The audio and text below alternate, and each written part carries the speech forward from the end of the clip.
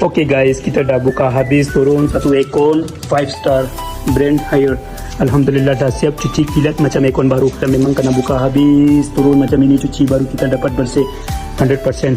Kalau kita harap sangat harga murah, kita takkan dapat kualiti macam ni. Okay, jom kita pasang.